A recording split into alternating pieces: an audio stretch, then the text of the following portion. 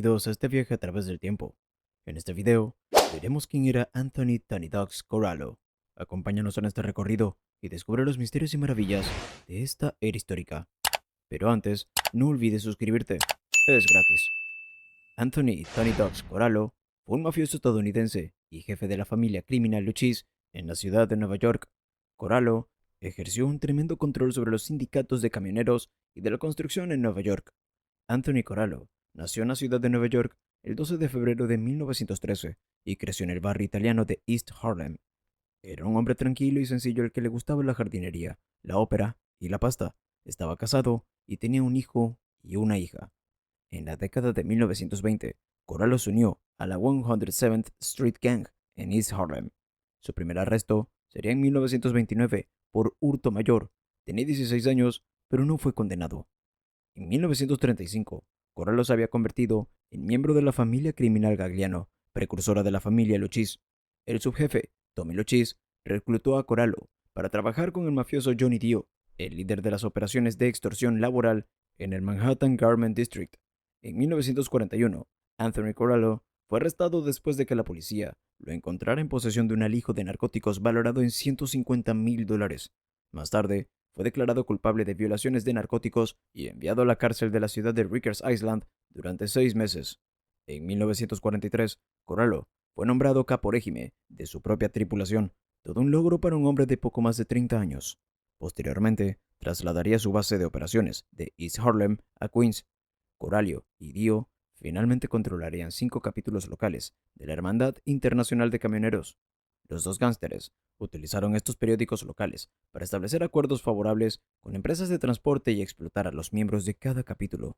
Anthony Corallo y Johnny Dio también controlaban las secciones locales del Sindicato de Trabajadores de Conduit, ahora llamado Sindicato de Trabajadores de la Comunicación, el Sindicato Unido de Trabajadores Textiles, ahora llamado Unit Here, y la Hermandad de Pintores y Decoradores, ahora llamado Sindicato Internacional de Pintores y Comercios Aliados.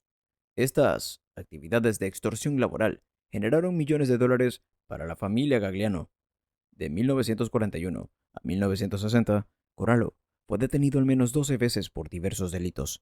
Sin embargo, ninguno de los casos llegó siquiera a juicio. Tommy Luchis, su superior, estaba asombrado por la capacidad de Corallo para evitar o esquivar las condenas. Fue a partir de entonces cuando Anthony Corallo fue conocido como Tony Dogs.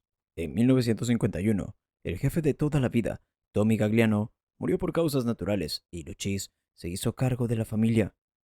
El 15 de agosto de 1959, Corallo testificó ante el Comité Selecto del Senado de Estados Unidos sobre actividades inadecuadas en el trabajo y la gestión.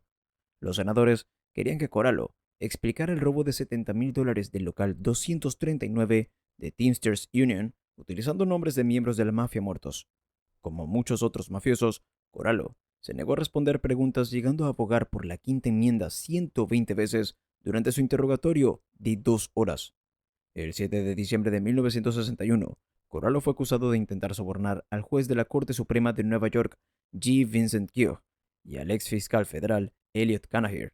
Corallo quería que abandonaran un caso de fraude por quiebra contra uno de sus asociados. El 17 de junio de 1962, Corallo fue condenado por soborno y el 2 de agosto de 1962 sería sentenciado a 2 años de prisión estatal. El 13 de julio de 1967, Luchis murió de un tumor cerebral. Según casi todos los informes, Corallo fue la elección de Luchis para sucederlo. Sin embargo, el 18 de diciembre de 1967, Corallo fue acusado de recibir un pago de soborno de un contratista para la renovación del embalse de Jerome Park en el Bronx. También fue acusado James L. Marcos, el ex comisionado de agua de la ciudad, que había comenzado a tratar con Corallo debido a deudas de usureros. El 19 de junio de 1968, Corallo fue condenado en el caso de soborno de Marcos, y el 26 de julio de 1968 sería sentenciado a 3 años de prisión federal. Con Corallo en prisión, la comisión designó a Carmine Tramunti jefe interino de Luchis. Algunos historiadores han especulado que Corallo se convirtió en jefe inmediatamente después de su liberación de prisión en 1970 y que Tramunti fue solo un jefe interino o facultativo durante los siguientes 3 años. El 7 de mayo de 1973, Tramunti sería sentenciado a 15 años de prisión federal y Anthony Corallo se convirtió entonces en el jefe indiscutible de la familia Luchis. Uno de los primeros movimientos de Corallo como jefe fue hacerse cargo de la distribución de grava en varias zonas de Nueva York, como Long Island. Al ser propietario de importantes empresas de grava en sus territorios o áreas de influencia, Corallo aumentó la influencia de la familia criminal Luchis en la industria de la construcción y con los sindicatos involucrados. La industria de la basura sería la siguiente en su lista, con la ayuda de un dirigente sindical llamado Bernie Adelstein. La empresa fachada se llamaría Asociación de la Industria Sanitaria Privada. Si te está gustando el video, no olvides darle like y suscribirte. Seguidamente, y con la ayuda del capo Luchis, Paul Vario y su tripulación, Corallo ganaría el poder en el aeropuerto internacional John F. Kennedy. A principios de la década de 1980, Corallo, sin saberlo, proporcionó al gobierno pruebas que prácticamente acabarían con su carrera. A lo largo de los años, Anthony Corallo y Salvatore Avellino, su caporegime, establecieron un dominio absoluto sobre el negocio de transporte de residuos en Long Island. Para reunir pruebas contra Avellino, miembros del grupo de trabajo contra el crimen organizado del estado de Nueva York utilizaron al informante encubierto Robert Kubica, propietario de una empresa de transporte de basura del condado de Suffolk. Desde los años 1970, Kubica se había negado a participar en el control de la mafia del negocio del transporte para residuos y como resultado había sufrido un intenso acoso. En 1982, Kubica aceptó llevar un dispositivo de vigilancia durante las reuniones con los mafiosos. Aunque Kubica no pudo acercarse al propio Avellino, la información que reunió finalmente convenció a un juez para que permitiera una intervención telefónica en el teléfono residencial de Avellino en Issaquah, Nueva York.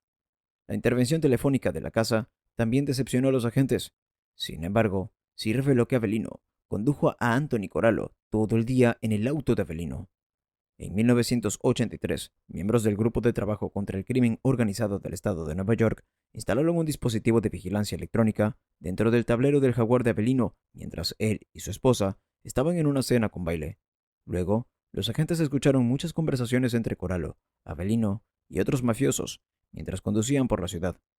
A partir de estas conversaciones grabadas, se conoció la estructura interna de la comisión, su historia y sus relaciones con otras familias criminales.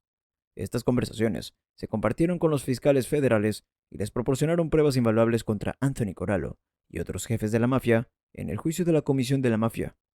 El 25 de febrero de 1985, Corallo y otros líderes de la mafia fueron acusados en el juicio de la Comisión de la Mafia.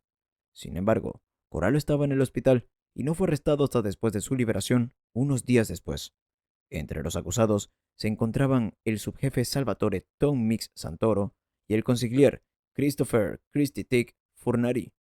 En espera del juicio, se celebró una reunión en la casa de Furnari, donde Corallo le dijo a Furnari que quería al capo de la antigua tripulación de Furnari, Vittorio Vic Amuso, o al ayudante de campo de Furnari, Anthony Gaspip Caso, como su sucesor. Furnari, Amuso y Caso se reunieron en una habitación separada y finalmente se decidió que Amuso tomaría el relevo.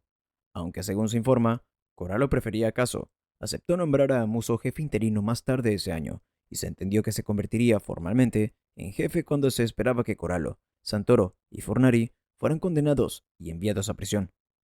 El 19 de noviembre de 1986, Corallo y los demás acusados fueron declarados culpables de todos los cargos de extorsión y el 13 de enero de 1987, Anthony Corallo fue sentenciado a 100 años de prisión y multado con $240,000. El 23 de agosto del 2000, Anthony Corallo moriría por causas naturales en el Centro Médico Federal para Presos en Springfield, Missouri, a los 87 años. Si te gustó este video, no olvides suscribirte y activar las notificaciones para ver más contenido como este.